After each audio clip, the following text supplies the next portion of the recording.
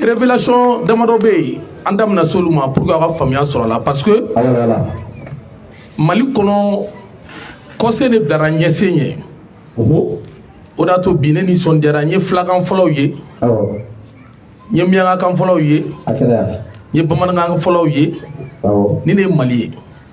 Ni ne Mali. Folla ni be kuma na doro be malo be complexe ba ko to ka ne kan. Alors que ni anga kan belaje to utanga shiala quoi. To tanga shiala mais ni yawe drogo to ka to ya akili mine fanga sigi anko kadamine indépendance la kana bla bila to ye flade an dugukolo kan to fima ani to jema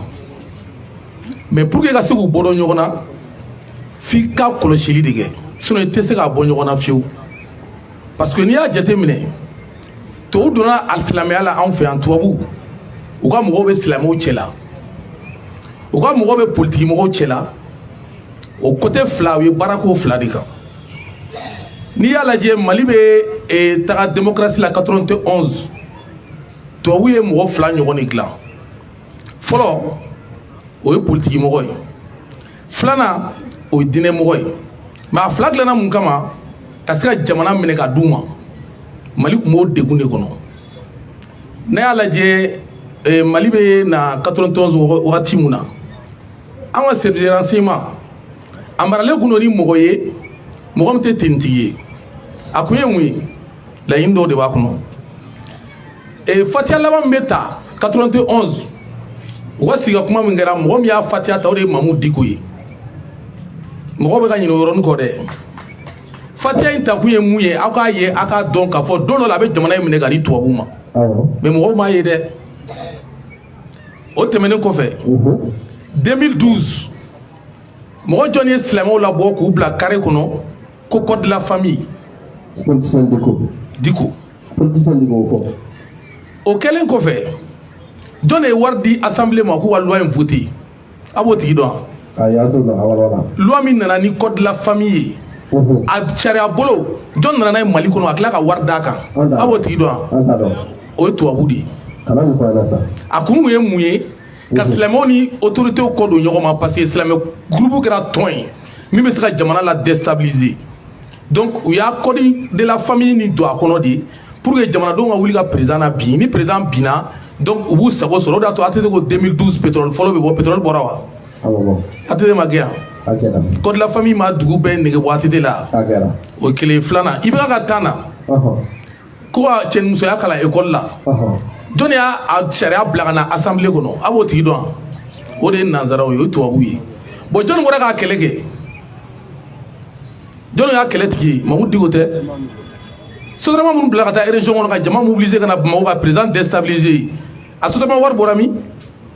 cɛ alimami tulu dila malo dila ɲɔ dila o tɛ alimami ye dɛ alimami an bɛ alimami dɔn an ka maa bonyataw dɔn an bɛ fɛn d'u ma de mais alimami bɛ se ka saraka bɔ fo ka se tulu barigo ni bidɔnw ma ani malo ma a kan ka wari bɔ yɔrɔ ɲini dɛ o de y'a to ko mɔlen dunnaba i bɛ tolilen dun don dɔ la donc mɔlen dunnaba i bɛ tolilen dun don dɔ la aw minnu bɛ malo in minɛ aw minnu bɛ tulu in minɛ ko imamu ta don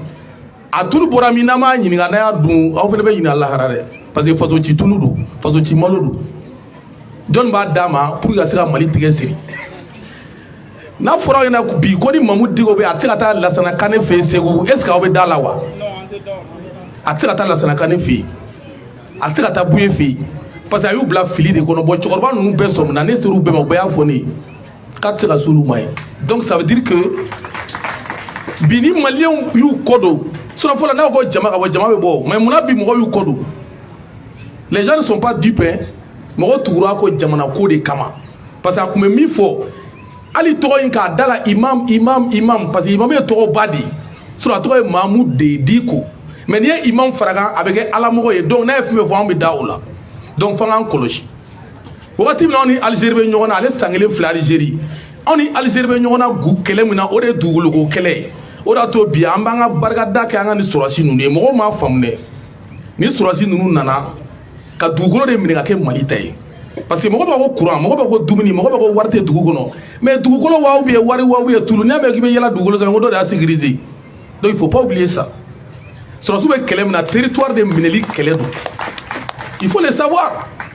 Parce que le problème est moundi. Ça nous met au rebelle B. Pétrole est au rebelle B. Il a nommé au rebelle B. Bougouni fait lithium pour ça rebelle ou Bougonia. Alors il y a moué quand on empêché un langa soro sera soro. Donc ni un anakibe jamana déstabilisé ni peuple qui makarsa. Ta misiri kono yero kitra misiri kono kila bo misiri kono. Il anakibe mo sengorola nyami. Donc on va pas accepter cela. Nous on est politique hein. Mais jamana sera jo chenko. Jamana sera jo kodonaw ko. Jamana sera jo ka sira ira mo la mi be jamana bo gele akono. Bi sorasi nu be gele amuna. Ou ye keleke mino soro gele amun kono. Ka sira ko be jamana territoire sécurisé. Ni ya meki ñogon to duna ta kibi tiga go ni kunga mbora ibe boli ka tasa to tiga go jite la kolonji o dode ibe kini nu isene fe ibe kini de du isene fe donc maintenant même il faut na dona sedem go abe plainte mi do parti limer be fara sedem ga plainte do na nana question mun ka poser ko abe poser ko parce ko coup d'état gratuit to ga ba be kalama ay fen chama fo mun be jamana dum bla ko fe donc dine mo to amba fuyina ou be baranyuma na no e ka façon korota ou va continuer no yi parce que dine fene joro ga bo jamana ko la parce que en bébé ba dogo ala be donc en be ala bato mungama anga sini kama mais quand ana fili le peuple a compris mo mun be nu ma famu an bora ka explication ni doni mundi ou ka famu ka fo o bara mun kera duguma to fimon fe an bo gela do de kono bi donc faut que gela ni boy bon gela sera boy na o terrain ni peuple té donc c'est pour vous dire que aujourd'hui ni conférence a be ben na nana ni plainte dona na nyimi ngara na ni fentala abana mais ni femala na chabe akuma be chia donne donc ame mi fo male o nyina bi ni te parce ame modi o contrôle la de me kodo de kera na me fe munu nga éclairci parce que c'est notre droit jamana de nyuma ere mu ifolo ni ko yi faso kan i ka kumbe yana ga ke kololo na gara kololo ambe be do sura kono donc ame do de al sala ka transition ala ku fangasi ou che saba mi nu e nyogo mine ko wana ni confédération ala ka barga do confédération na on peut plus faire un famu ka fo ni confédération li mindo na li soldera na nana bobi kana jabi di ama abike jabi mi na mseka lafia sura kono amseka circuler tout na librement nga territoire ka anga sanu na nga pétrole na gaz bi ga ta tout na amo kele labi donc fami courant ngoni dumini ngoni war ko tonu ni ambado a bébé sabati mais gela de bi fo mo ko do o gela de dugukolo ko yi ama e jusqu'à présenter za waten makla mine la folo. Donc ça veut dire que Kéléabi, ni sera pays d'Orona, Tchamanche, Motizon, Mono Gélabi, Fanga nous les dons. Mais quand il y a qui y a Tchakuna, Anto Gonore, Ambe Mono, Mimbe, réalité, Ambo de Fo Jamanadoui, Aketobe Kumala, Salala Mama. Malien Tchène Mousso, Dem Sen Makoro, Kabela Jelenfo, et ni Sedem Kawele Dakaye, Kabe Wele Bi, Kanani Keneka. Kana ko ka fara ɲɔgɔn kan ka laseli kɛ kunnafoni dilaw ma u ka cɛri diɲɛ ɲɛfɛ diɲɛma bɛɛ k'a dɔn k'a fɔ mun bɛ jamana kɔnɔna na CDM ko k'a fɔ diɲɛma ɲɛna k'a fɔ ko Mali laïcité ko kuma k'a fɔ ko diinɛ bɛɛ dama ka kan Mali kɔnɔna na ko o ye tiɲɛ de ye wa o yɛrɛ Mali sariya gafeba n'a bɛ wele ko constitution ko o de y'o sɛbɛntiya. CDM ko k'a ye jateminɛ kɛ k'a ye k'a fɔ ni san laban ninnu na ko jatigɛ wale maaw u ka kow cayara u wulila ka yɔrɔw minɛ ka sababuya kɛ mun ye nanzaraw ni an bɛ se ka jamana fila ta kɛrɛnkɛrɛnyana k'a fɔ ko Faransi ani Algérie ko n'i ye jateminɛ kɛ olu kɛlen don ka bɛnbɛnbɛn kɛ an ka jamana contour la donc CDM ko k'a yira bɛɛ la ko o tɛ jɛn n'a ye bi o tɛ jɛn n'a ye sini a ka fu ɲɛna k'a fɔ ko maliyɛn den an ɲɛ b'u la an tɛ sunɔgɔ an tɛ ɲina depuis Asimi nana an jɔlen don an kolo la wa an tɛ jɛn n'a ye bilen maa ka na k'a bɛna bagabagalikan ta k'an sɛgɛrɛ.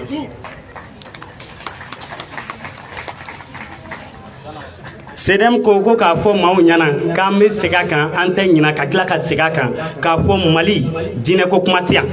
bawo depuis lawale diinɛw donna yan nɔ mais u donna yan ni bɛn de ye u donna yan ni bonya de ye u donna yan ni karama de ye mais san laban in na an kɛlen bɛ k'a ye k'a fɔ ko diinɛ ɲɛmɔgɔ dɔw kɛlen don ka taga wolo wɛrɛ ta ka don u yɛrɛ la mais diinɛ fana t'a b'o la u bɛ na ka diinɛ tɔgɔ da ka sɔrɔ ka don politique hokumu kɔnɔna na ka se ka dangari kɛ jamana na CDM ko k'a ka dabila k'a ka dabila k'a ka dabila.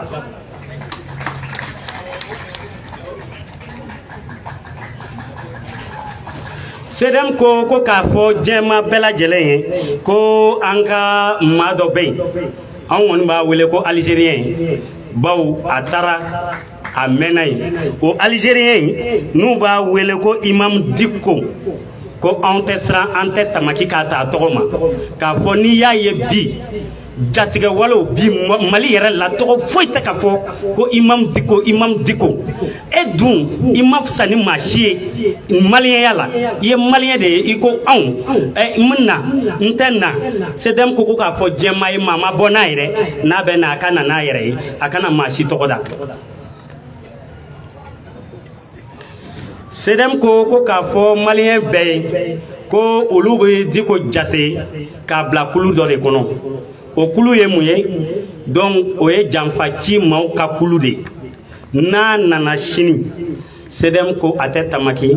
a bɛ wuli ka sariya tigilamaw sɛgɛrɛ a bɛ sariya tigilamaw sɛgɛrɛ k'a yira k'a fɔ ko imam tɔgɔla in a bɔra kɔ kan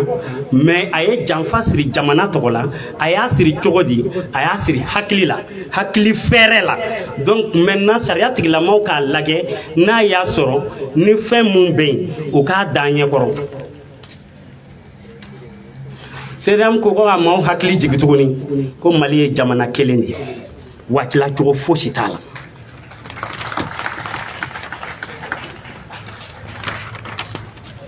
ko minnu bɛ ka taga jamana minnu bɛ ka t'o dogo fɛn wɛrɛw kɔfɛ yaasa ka na an ka dugu jukɔrɔ nafolo ko o daraki ka bɔ an bolo ayi ko kɛcogo fosi t'a la Asimi nalen kɔ général d'armée Asimi nalen kɔ ayi ko maliyɛn bɛɛ kununa wa kɛcogo t'o la o jamana ninnu ko k'u bolo jigi u k'u bolo jigi ten SEDEM ko slogan dɔ b'a bolo a bɛ fɛ maliyɛn bɛɛ lajɛlen k'i approprier a la maliyɛn bɛɛ k'a dɔn i hakili la i dayɔrɔ la i kunuyɔrɔ la k'a fɔ an ye faama maa miliyɔn 23 de faamaw tɛ minnu bɛ ka fini ta ka don dɔrɔn dɛ ne an ye faama maa miliyɔn 23 de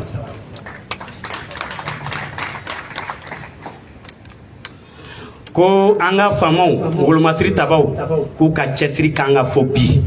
parce que jɛma bɛɛ y'a ye SEDEM ko k'u ka segin k'u ka cɛsiri fo sa ko k'a yira jɛma na k'a fɔ ko AES ye tiɲɛ de ye wa jagoya de don tiɲɛ de don wa jagoya de don ni mun dara o la u ka da o la ni mun ma da o la i k'a dɔn k'a fɔ o de don dɛ ko k'a yira k'a fɔ maanifin maliyɛn kelen kelen bɛɛ i k'i faso dɛmɛ ko o ye jagoya de y'i kan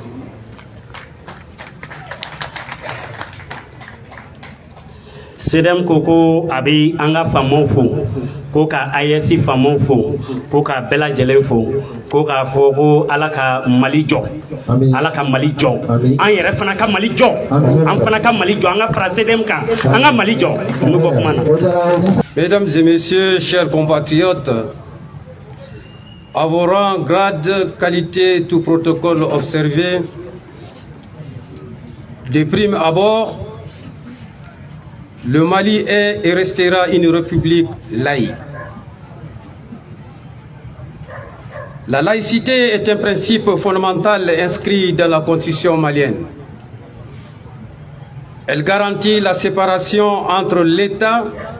et les religions, assurant ainsi la neutralité de l'État vis-à-vis des croyances religieuses. Elle favorise la coexistence pacifique entre les différentes confessions religieuses au Mali, protège la liberté de culte et d'opinion de chaque citoyen et empêche toute ingérence religieuse dans les affaires publiques et politiques. L'État veille à ce qu'aucune religion ne soit favorisée au détriment d'une autre et que les lois et décisions politiques soient prises uniquement dans l'intérêt général. Face à la montée de certains extrémistes, l'État réaffirme son attachement indéfectible à la laïcité. Elle est ancrée dans l'ADN du peuple malien, composé de diverses ethnies et communautés religieuses. Notre pays ne peut être qu'un État laïque, garant du respect mutuel, de la paix, du vivre ensemble et de la cohésion nationale. C'est pourquoi la Constitution du 22 juillet 2023, promulguée par le général d'armée Assimi Goïta Asso, l'a consacrée. Pourtant, ceux qui l'ont toujours combattu poursuivent leur agenda sous diverses formes, utilisant l'islam comme instrument pour atteindre des objectifs inavoués. L'un des visages les plus connus de cette manœuvre est l'imam Mahmoud Dicko.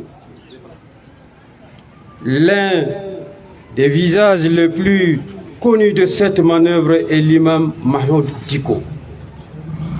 Derrière son statut de leader religieux,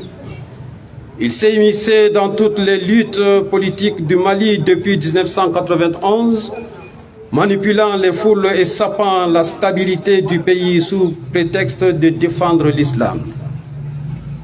Le CDM et ses partenaires estiment que son retour au Mali doit être suivi d'une plainte pour haute trahison, intelligence avec l'ennemi, en temps de guerre, tentative de déstabilisation et atteinte à la sûreté de l'État. Je répète, le CDM et ses partenaires estiment que son retour au Mali doit être suivi d'une plainte pour haute trahison, intelligence avec l'ennemi en temps de guerre, tentative de déstabilisation et atteinte à la sûreté de l'État. Le Mali est un et indivisible. Les rébellions successives dans le nord du Mali ont toujours poursuivi un même objectif,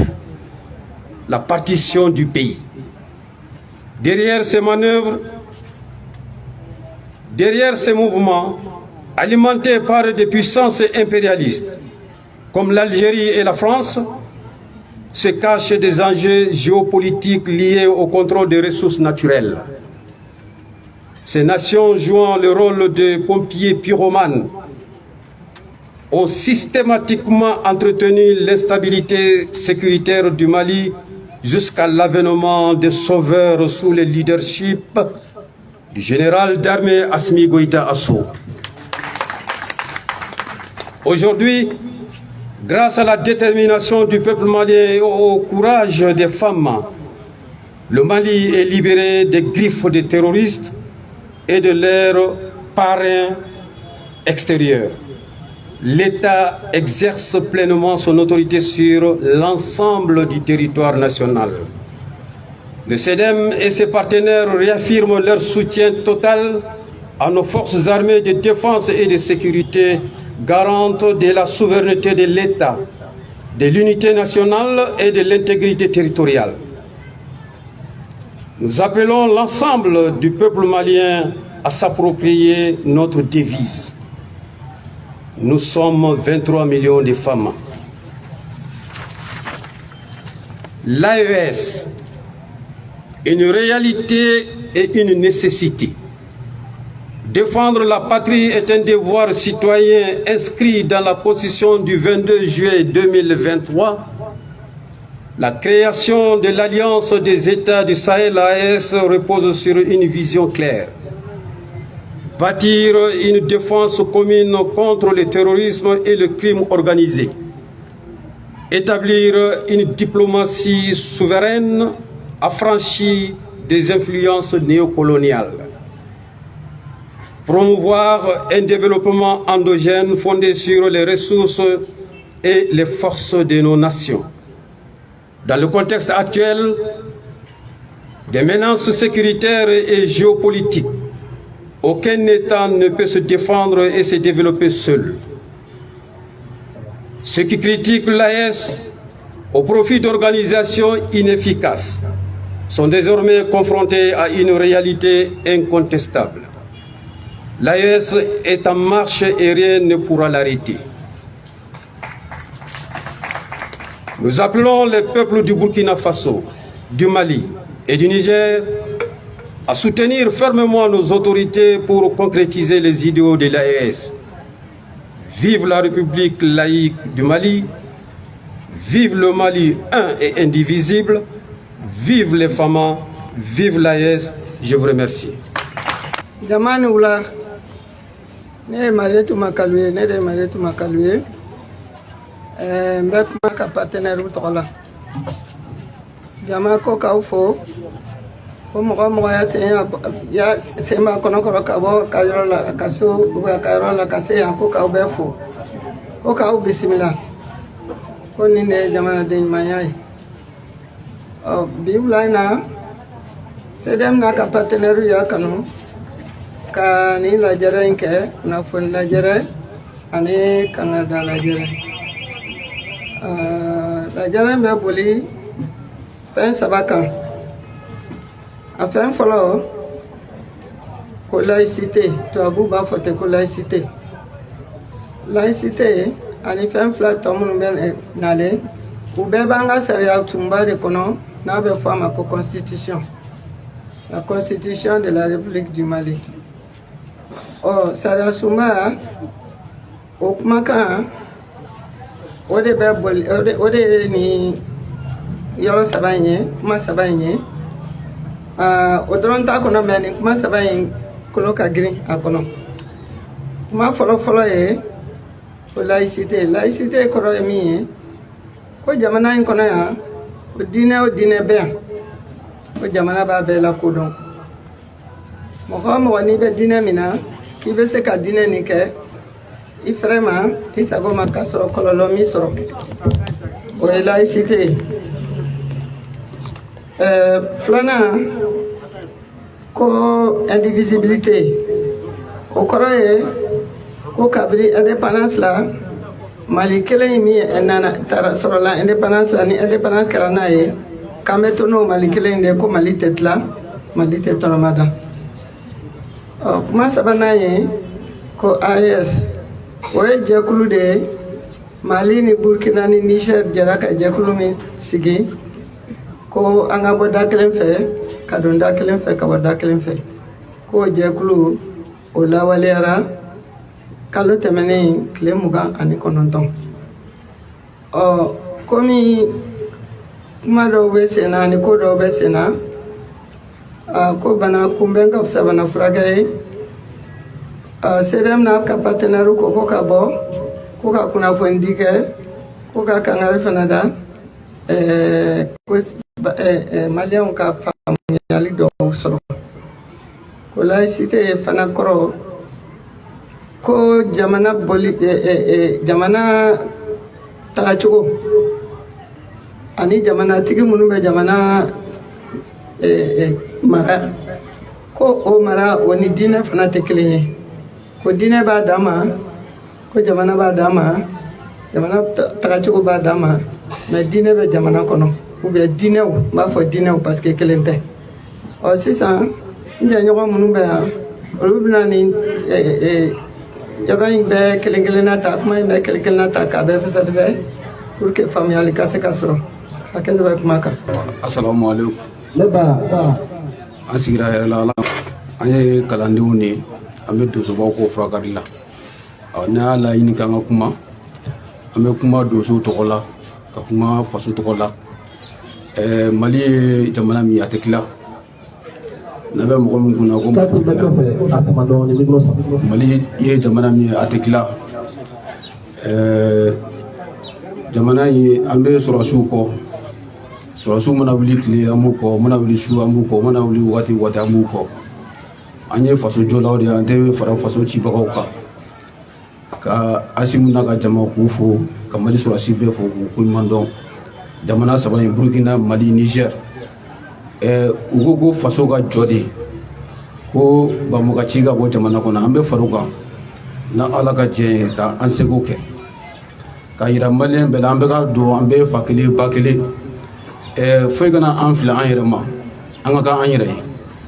k'a yira cɛw la k'a yira musow la bɛɛ kɛ a dɔ k'i ye maliyɛn de ni faso mago siri ma faso ko la i ka wuli k'i jɔ i k'i seko kɛ k'a yira aw la Mali tɛ tila an tɛ fara Mali cibagaw kan o de kuma ye k'a yira aw la wulada in na an ye denmisɛnnin ye mun donna an da k'a fɔ o ye nin ye assalamu alaikum warahmatullahi taala wa barakatuh.